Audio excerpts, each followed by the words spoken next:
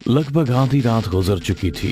सड़क पर ऐसा सन्नाटा था कि कुत्ते भी नहीं घूम रहे थे। दोनों तरफ लगी लाइट्स भी ऐसे थरथरा रही थी मानो जैसे कोई उन्हें आंखें दिखाकर डरा रहा हो। इसी बीच अचानक से सड़क के किनारे खंडर सी दिखने वाले मकान के पास से एक पीली गाड़ी तंदराते हुए आगे निकल गई। गाड़ी की पिछली सीट पर बैठी महिला ने कहा, भैया मैं कोलकाता पहली बार आई हूँ और पता नहीं उस बस वाले ने मुझे यहाँ क्यों उतार दिया। आप बस मुझे बताई गई जगह पर ठीक ठीक पहुँचा दीजिए।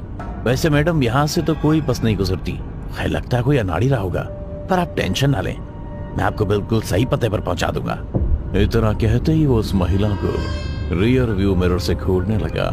देखने से वो महिला काफी परेशान लग रही थी क्योंकि वो कभी अपने दोनों हाथ से सर को पकड़ रही थी तो कभी अपने मोबाइल को चलाने की कोशिश कर रही थी। तभी उस महिला ने एकदम से ड्राइवर से कहा, भैया। अचानक से उस महिला को अपनी तरफ देख वो ड्राइवर सकपका गया। उसने तुरंत ही बैक व्यू मिरर में देखते हुए कहा, हाँ मैडम क्या हुआ?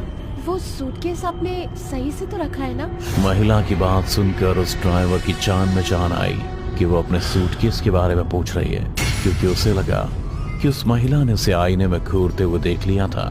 पर महिला के सवाल के साथ ड्राइवर को इस बात की तसल्ली हो गई। वो आगे देखते हुए अपनी गाड़ी चलाने लगा। रास्ते पर दोनों तरफ लापता हो चुके लोगों के पोस्टर लगे हुए थे, लेकिन उनमें एक चीज सामान्य थी कि सभी ने टैक्सी ड्राइवर जैसे कपड़े पहन रखे थे।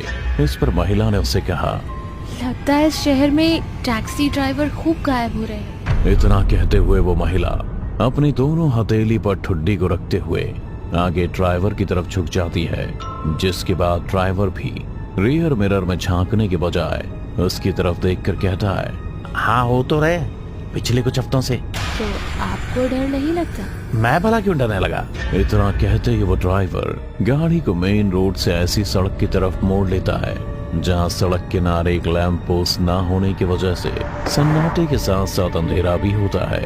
वो महिला गाड़ी को अचानक से ऐसे रास्ते पर मुड़ता देख थोड़ा सचेत होकर वापस सीट की तरफ खिसक जाती है। भैया आप ये किस रास्ते जा रहे हैं? शॉर्टकट है मैडम, टेंशन मत लो। ऐसे एक बात बताओ, आप यहाँ अकेले हो या किसी के साथ? अकेले हूँ, पर क्यों?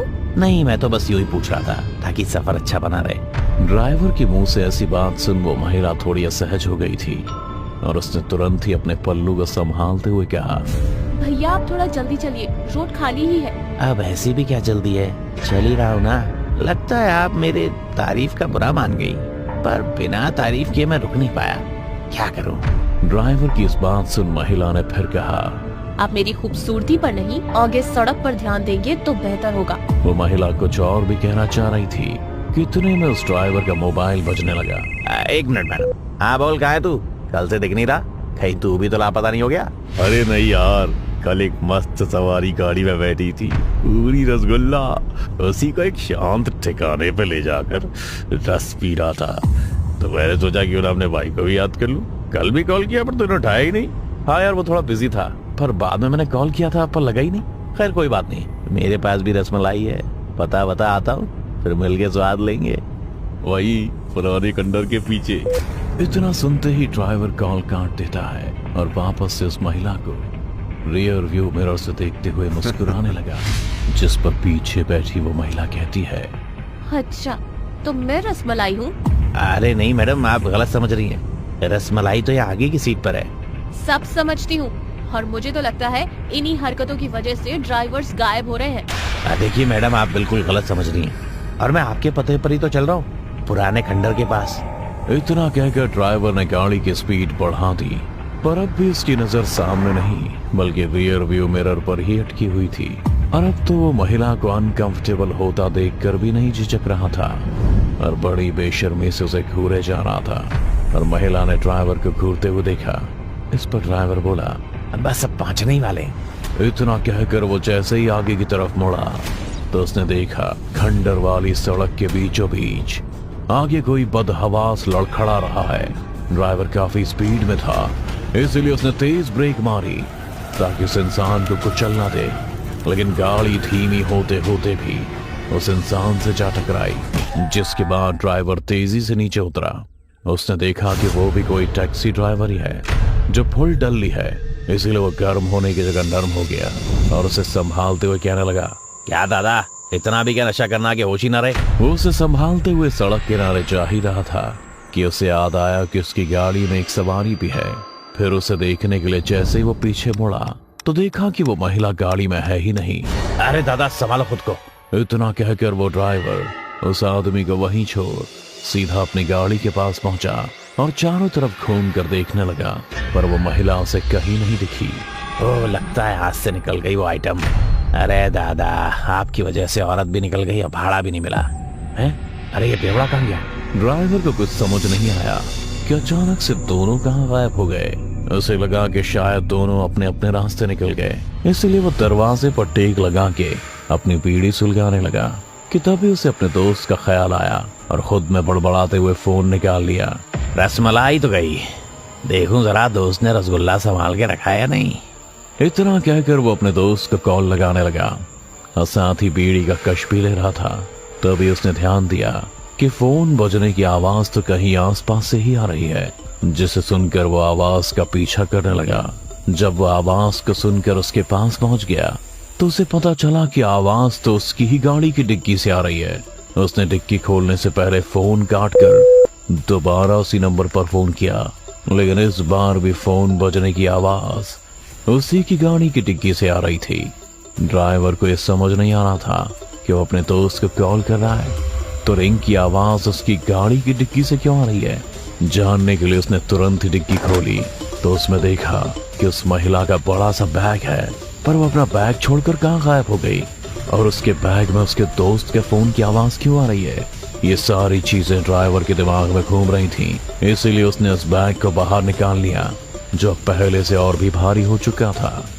और फिर उसने जैसे ही उसे खोला तो देखा उसमें कोई कपड़ा नहीं बल्कि उसके दोस्त की अकड़ी हुई लाश है। ये देखते ही ड्राइवर को झटका सा लगता है और वो वहीं जमीन पर गिर पड़ता है। मतलब वो औरत मेरे दोस्त की लाश लेकर मेरी गाड़ी में चढ़ी थी, पर जब वो मर चुका है तो मुझसे फोन पे बात कौन कर रहा था? ये सब चीज ड्राइवर खुद से ही कह रहा था।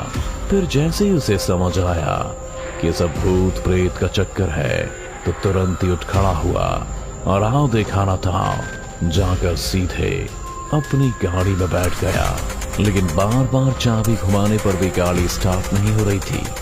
तभी एक एक करके काफी आगे दूर तक सड़क किनारे आड़ी तिरछी लगी खूब सारी टैक्सियों की हेडलाइट जलने लगी और एक के बाद एक सबके हॉर्न ऐसे बजने लगे जैसे कि ड्राइवर को सामने से गाड़ी हटाने के लिए बोल रही हो।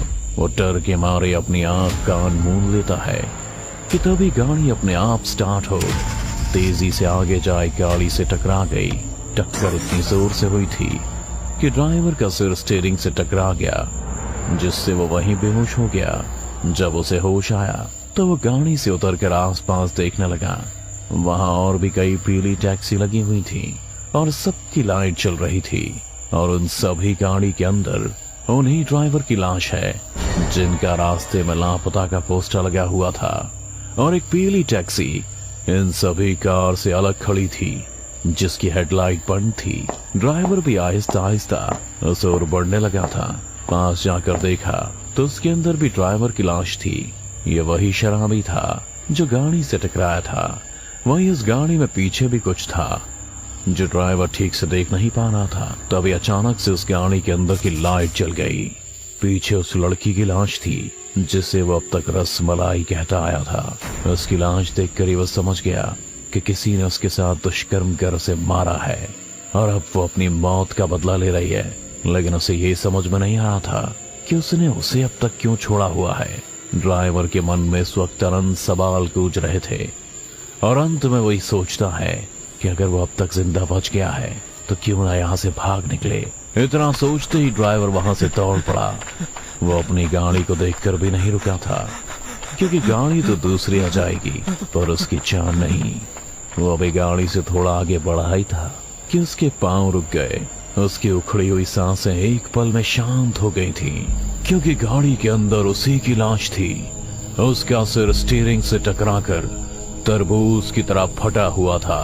मतलब कि उस आत्मा ने उसे भी नहीं छोड़ा क्योंकि उसे अभी इन जैसे और भी ड्राइवर का इंतजार है जो रात के अंधेरे में मासूम लड़की को लापता करते हैं।